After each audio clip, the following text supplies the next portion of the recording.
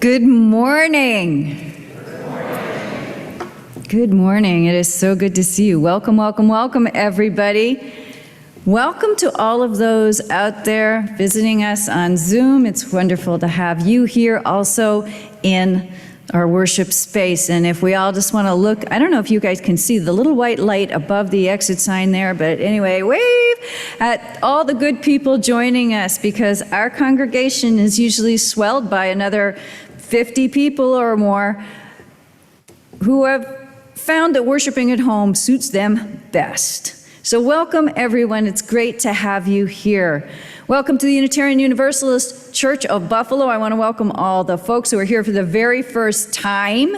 Great to have you with us this morning. I want to welcome all the folks who have been coming a few times. We got some folks here who have been visiting us on Zoom and are here for the very first time in the flesh. Very nice to have you with us back in person. And I want to welcome all the folks who've been coming here through thick and thin, and only a lockdown kept them out. Welcome back. It's good to have you all here. My name is Joan Montagnes, and I have the honor and the privilege of serving you, this congregation, on this rainy morning as minister.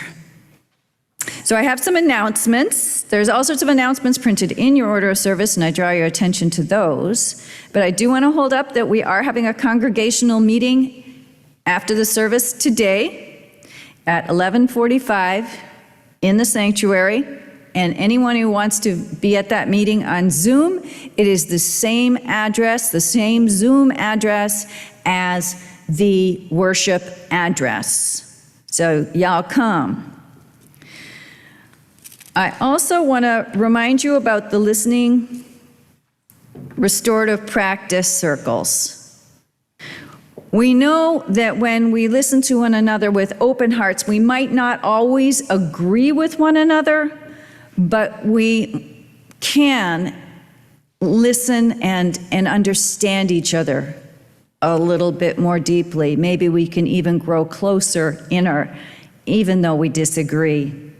The Board of Trustees and I invite you to join in a restorative listening process to unveil all of those experiences, thoughts, and feelings about Daniel Basson's departure from our staff. This will not be a time to assign good, bad, right, wrong, blame. It will be a time to listen to each other's experience, and for your experience, your lived experience, to be deeply heard by others. Trained facilitators will hold circles of 6 to 8 people in covenanted space for these conversations. And if you're interested in joining the process of healing, restoration, and transformation, I invite you to contact me before October 10th. And I'll get your name on the list, and we'll find a time that suits you. As my final announcement, I want to tell you about the Great Pumpkin Hunt, a pop-up event for next Saturday morning.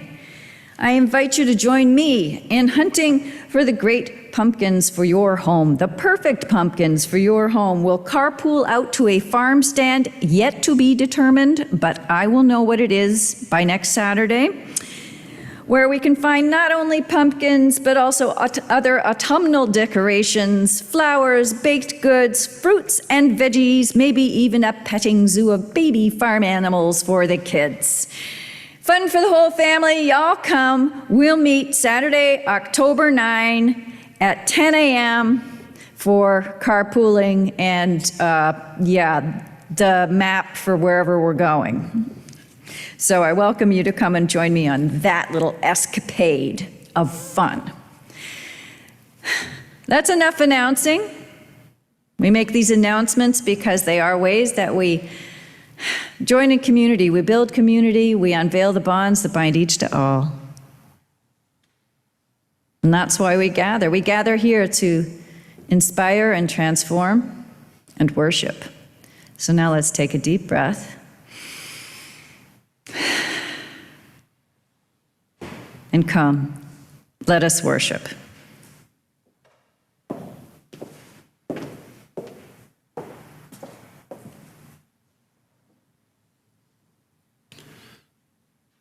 Love at First Sight by Wisława Szymborska.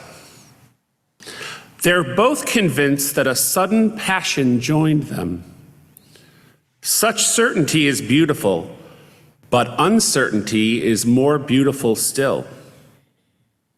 Since they'd never met before, they're sure that there'd been nothing between them. But what's the word from the streets? Staircases, hallways. Perhaps they've passed by each other a million times. I want to ask them if they don't remember a moment face to face in some revolving door, perhaps a sorry muttered in a crowd, a curt wrong number caught in the receiver. But I know the answer. No, they don't remember. They'd be amazed to hear that chance has been toying with them now for years. Not quite ready yet to become their destiny, it pushed them close, drove them apart.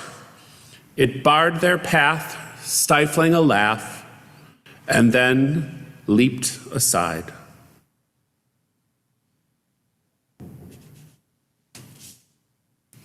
Please join me in the lighting of our chalice, as found in the order of service.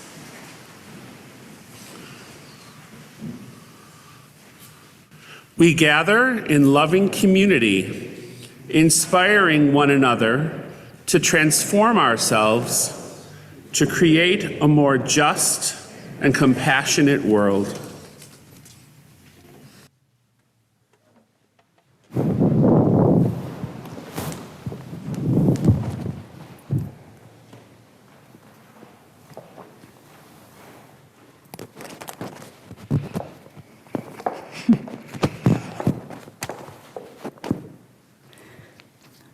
I need my cheat cards on this one. I'm gonna do my best.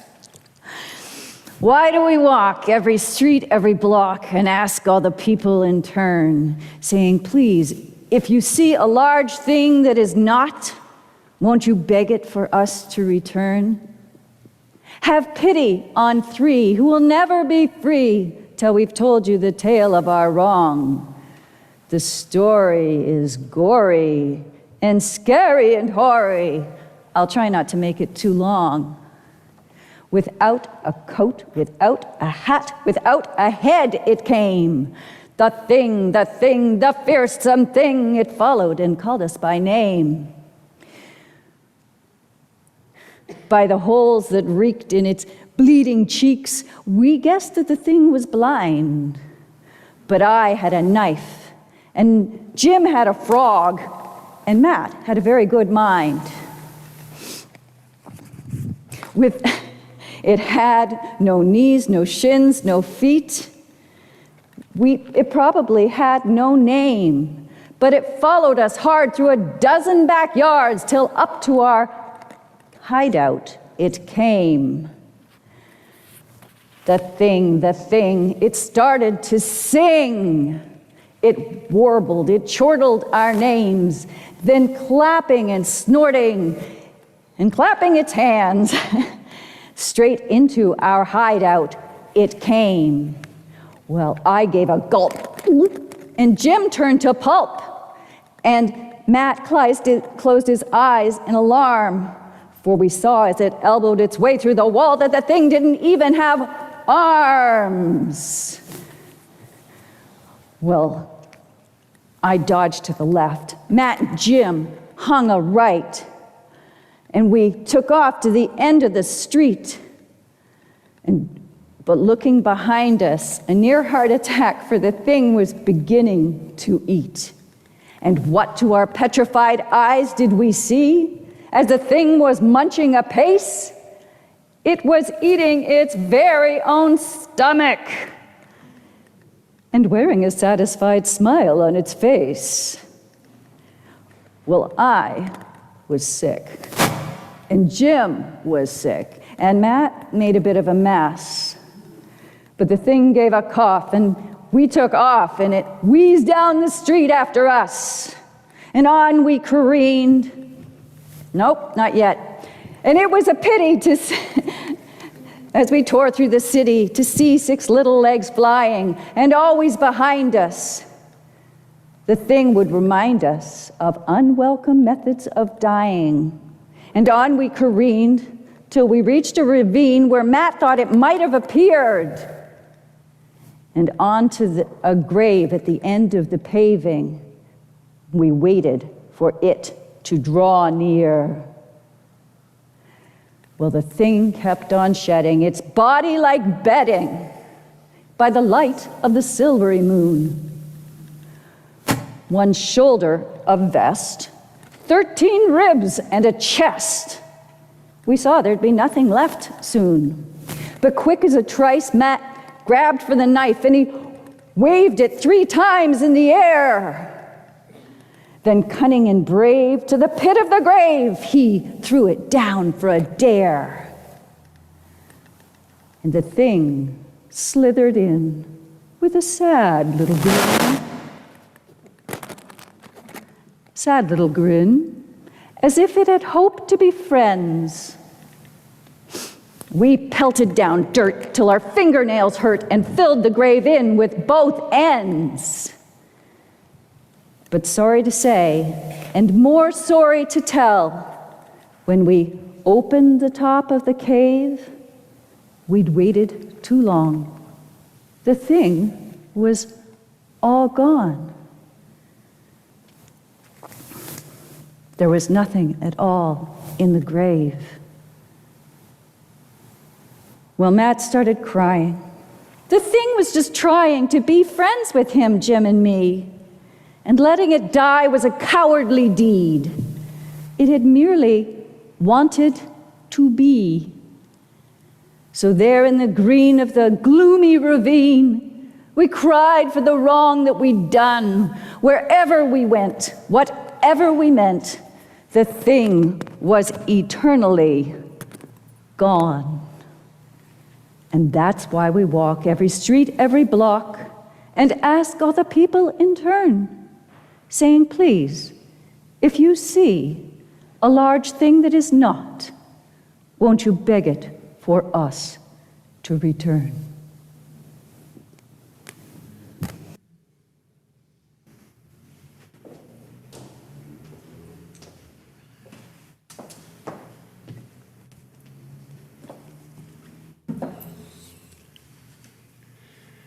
Every week, we take a good portion of our Sunday morning offering and give it away to a social justice cause outside our church walls. This month, as we explore the theme of cultivating relationships, we are cultivating a relationship with Kenmore Alliance Church by supporting their shelterless ministry. I would like to welcome Will Marcy, and he's going to tell you all about it. Hi, Will.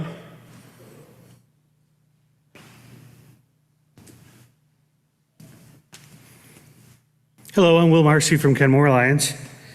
And about 10 years ago, we were looking to try and do some sort of reach to the city. We were wondering what we were going to do. And we thought maybe we would, there was a VA program where you wouldn't die alone. So we thought we might support that. And that didn't work out. And we thought maybe a prostitution outreach for sex workers, for dignity and hope. That didn't work out. And then we went downtown and we met some people who lived in the train tunnels, and they'd been there a very long time. And then we started to meet more and more people. And it was just a group of friends trying to do something. And what happened was we befriended the people and they started telling us their life stories. And then the agencies found out about us and they invited us to come along with them. So we were working specifically on the people at first who had been out more than a year, sometimes a couple decades, and had some sort of mental or physical diagnosis. And then working with the agencies, those people got housed. And then we moved on to the new homeless, the people who've been out less than a year. And then as we moved on to the people living in motels on their last dime, about to lose everything. And we started introducing them to the workers. And one family two underemployed parents and a disabled daughter. They got housed in a place that they wanted within a week or within 3 weeks. And then we moved on to the people in communities. We travel streets and we deliver pantry to families, and we're trying to get them to not lose everything, and they're at risk of homelessness. So we're trying to support them and wrap them in services. And sometimes some of our families will adopt their families, and they'll meet weekly, and they'll tutor the kids and things like that. So it's kind of like an end-to-end thing. And what we can bring to it is a group of friends that we're just people who just care about the people that we meet, and they see that and they feel loved, and because they feel loved, they trust us. And then we can pass that trust on to the agencies. So if they've been resistant for years, like some people, it takes about a year for them to have enough confidence to accept help. And that's how it works. And so we give people clothing, new underwear, bras when we can get them from overseas. We feed people several times a week. And we go and we search for people because new people show up. So we're doing all these things, and it's still all volunteers. And we try to give joy items too as well. And so like old makeup if you like makeup, or playing cards. So everybody talks about playing a game, but nobody has a game to play, or like the Sudoku books or something like that. So we're trying to add joy to that as well. And just being out there when they expect us, letting them know where we'll be so that they can come and get what they need, and then introducing them and just trying to restore people to community, even though they are a community. They eat together, they're their friends. They all meet by being homeless. And so then we try and continue that. So we have a church service downtown in the park every Sunday, 10 a.m., and housed people come back to meet their friends and to visit us again. So all these things we're doing just for dignity, just to give people hope, and to let them know that somebody has their back. Thank you. You will. To support our Share the Plate ministry, you can use PayPal by going to our website, www.buffalouu.org, and clicking on the blue Donate button. Or you can send a check by mail to the Unitarian Universalist Church of Buffalo, 695 Elmwood Avenue, Buffalo, New York, 14222. You can also arrange a regular automatic deposit with your bank. If yours is a gift to Share the Plate ministry, please write SHARE on the memo line, and it will be shared between Kenmore Alliance Church and the church operating budget. If yours is a welcome gift to our congregation, please write Pledge 2021 on the memo line. Either way, please write UUCB on the important line, and we will do the bookkeeping. Our generosity arises from our spiritual experience of interdependence with neighbor, friend, and stranger. So let the collection be bounteous.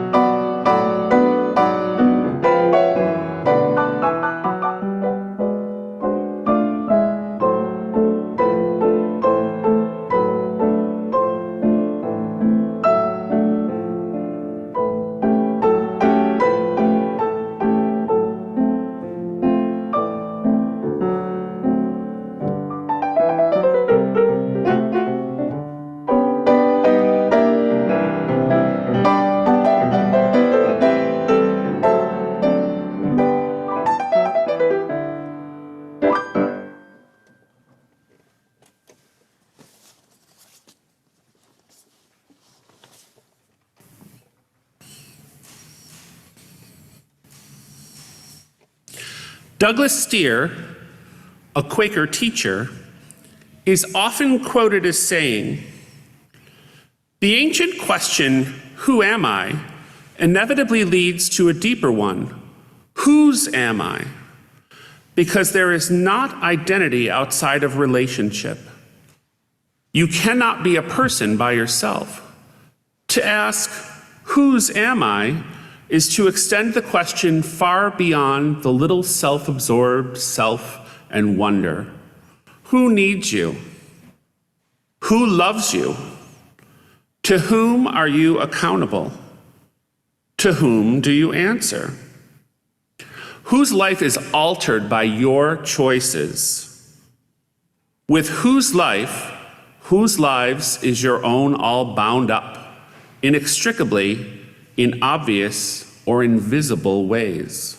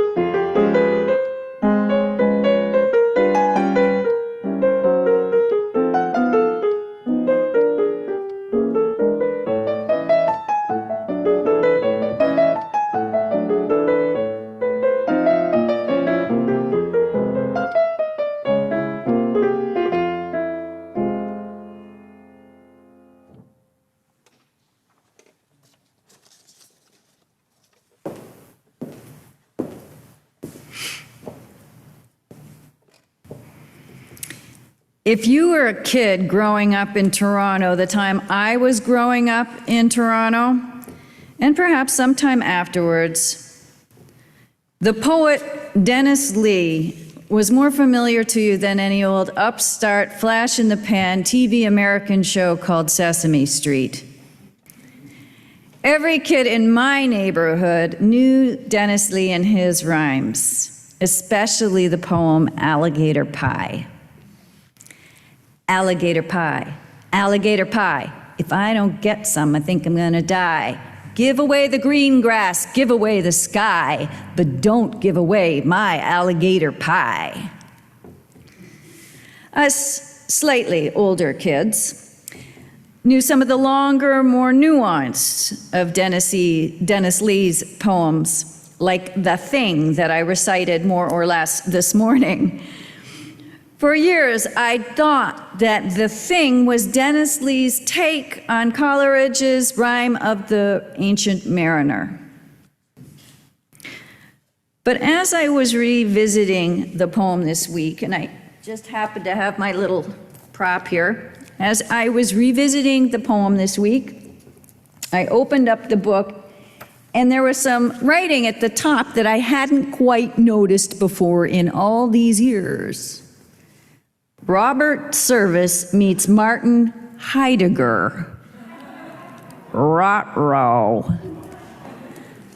Oh no, that took me on a whole different set of adventures. I mean, I knew of Robert Service, and I knew the poem to which Dennis Lee was referring, because every kid in Canada since the Yukon Gold Rush had studied The Cremation of Sam McGee. Did any of y'all know that one? Just wondering if it made it across the border. Okay, some of you did. For those of you who missed this little gem of a ballad, the poem tells the story of a couple of guys who head north to strike it rich during the gold rush.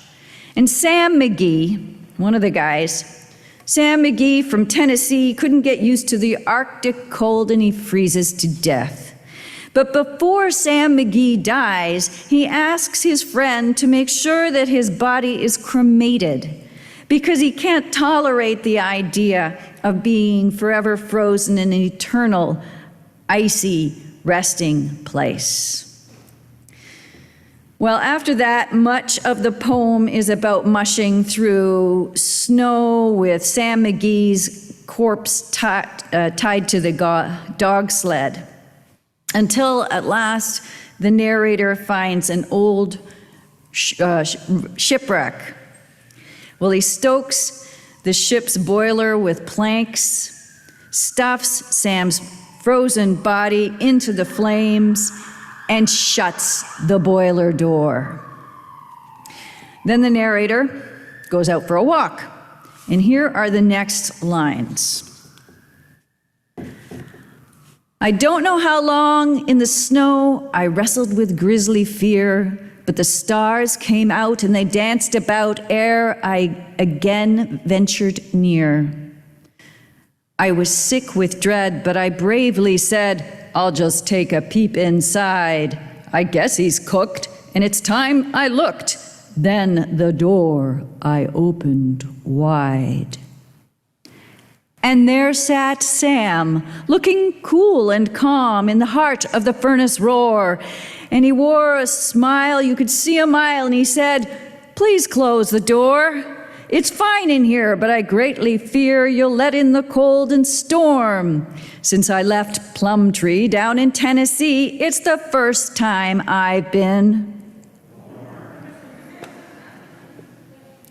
So you see, The Thing, Dennis Lee's the poem The Thing, is a witty ripoff of the cremation of Sam McGee. Same rhythm, same everything, it all goes on. But there's a difference in content. In the cremation of Sam McGee, the narrator fulfills a promise made to a friend. He remains in right relationship and thereby brings new life to Sam. While in the poem The Thing, Matt, Jim, and me ran away from our relationship with the thing. We severed our relationship with the thing, and in so doing, the thing was far from resurrected. It began shedding its body like bedding until it became a thing which is not.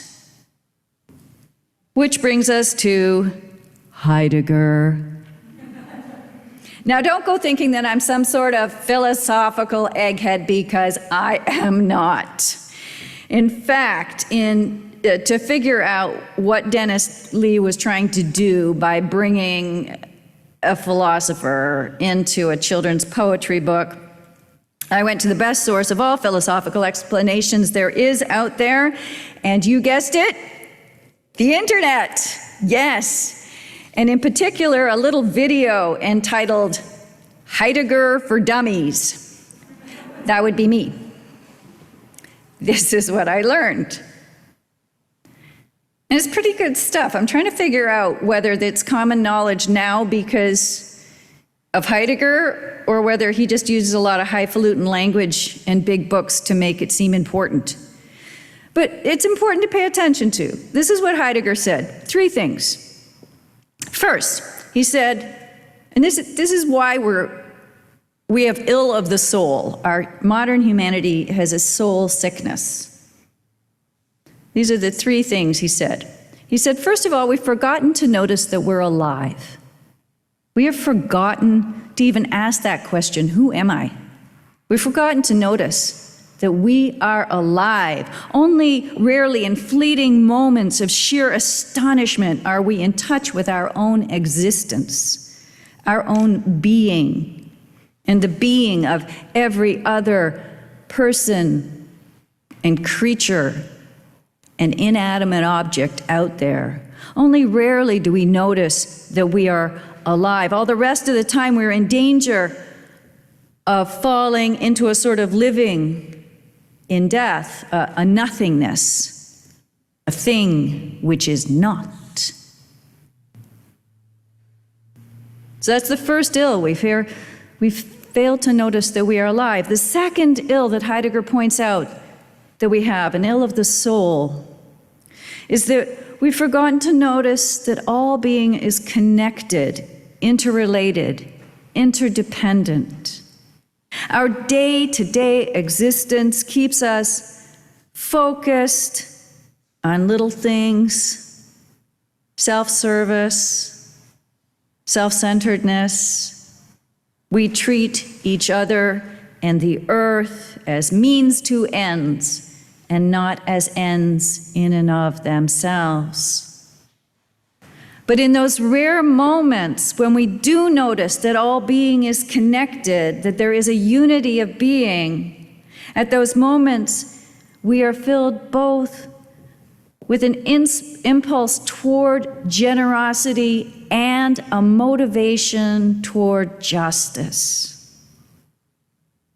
So that's the second thing. We forget we're connected. The third reason we have illness of our souls is that we've forgotten that we're free.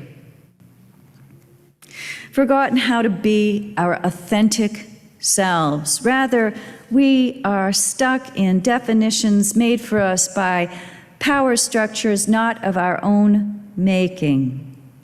We are defined by dominant and dominating culture. So those are the three ills. We forget that we're alive. We forget that we're connected. We forget that we are free. So when someone once at some lecture asked Heidegger, say, how do we get over these illnesses of the soul? How can we do this? How can we learn to live noticing that we're alive, noticing that we're connected, noticing that we are free? Heidegger replied that the cure for the modern ills of the soul can be found by spending more time in, wait for it, graveyards. Circling us back to the cremation of Sam McGee and the grave at the end of the paving, to which the thing slithered in with a sad little grin because it hoped to be friends. Bam! Dennis Lee presents Robert Service meets Martin Heidegger. Phew! But that's not what we're here to talk about today, really. We're not really here to talk about children's poetry, are we? We are here, as we are always here, to gather, inspire, and transform. We're here to cultivate relationships, to be transformed by those interactions, and in turn to transform the world. We are here to notice that we are alive, that all of creation exists and with value, that we don't exist as individuals but in relationship. To whom do we belong? Whose are we? Whose are we? To whom are we accountable? We're here to notice that we are connected in an inescapable network of mutuality. We are here to notice that we are free to dismantle all power structures that engender oppression, hatred, and fear. This business of cultivating relationships, real relationships, is transformative. It is life-giving, resurrecting. This business of cultivating relationship needs to be intentional if it is to do the work of magically curing those ills of the soul. It does real damage to run away from relationships, to bury them into nothingness. Rather, we need to reach out in chance moments, the grocery line, fellowship time, passing one another in the street, all opportunities begging to be snatched. Perhaps you'd be amazed to hear the chance has been toying with you and that passerby for years, not quite ready yet to be your destiny. Chance pushed you close one day, drove you apart the next. It barred your path, stifled a laugh, and finally, chance leapt aside so you could have that first hello. And that hello could mean everything.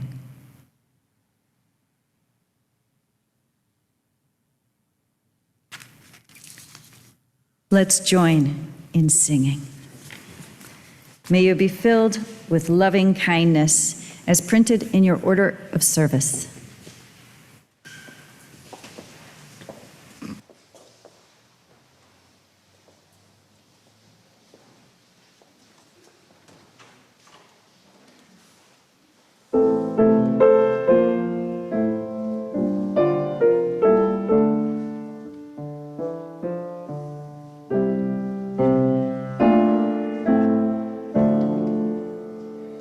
May I be filled with loving kindness.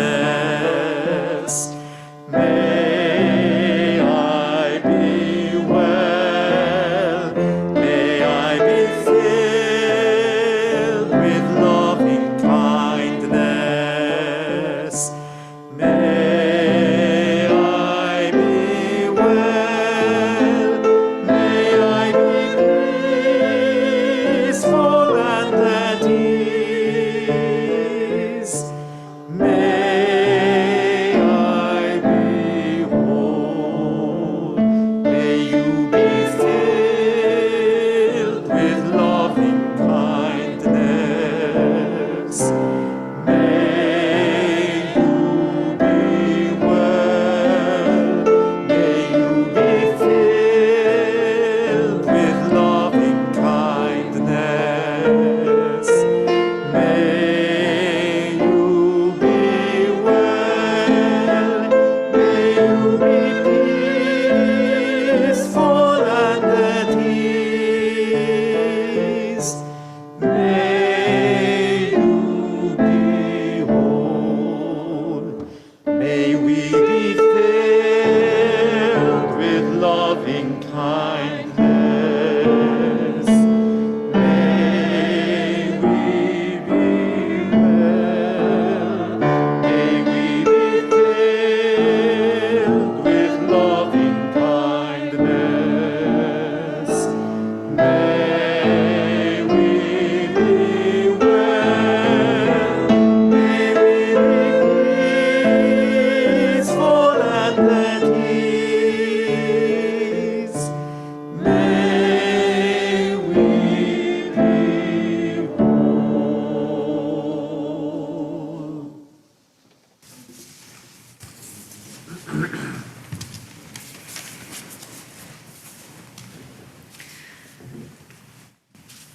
Let's join our hearts and minds in a quiet moment of prayer, reflection, and meditation.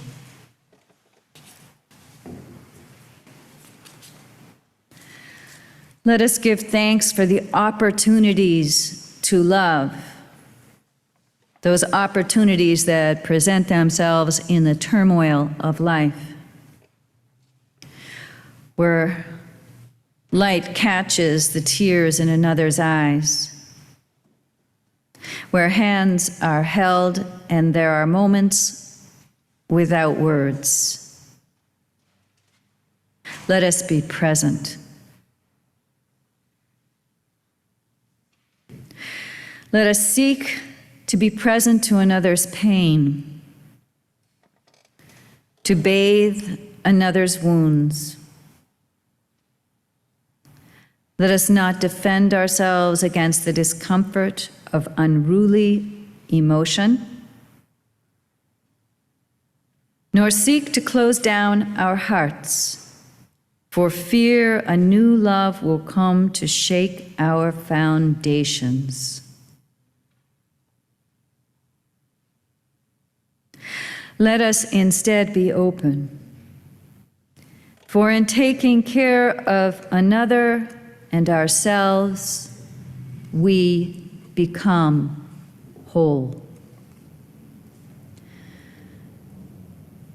And now let us welcome into our sanctuary of compassion, memory, accountability, and hope. Let us open our sanctuary to the names of all of our loved ones suffering in sorrow and celebrating in joy, each name a breath, and each breath a prayer.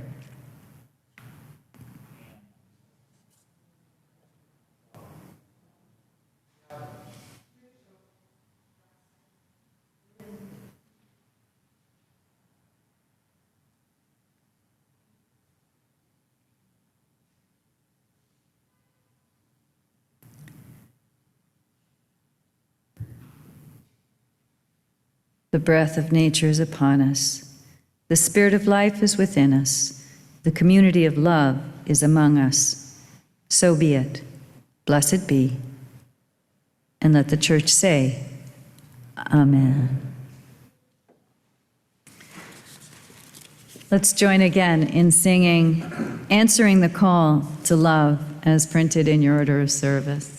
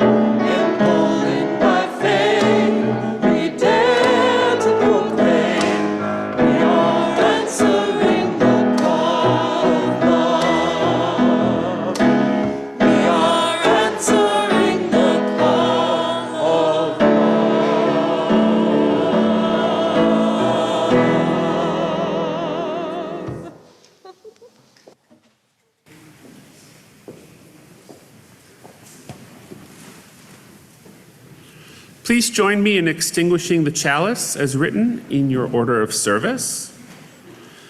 As we extinguish the flame of this chalice, may we carry its light with us into the world in the power of peace, faith, justice, and love.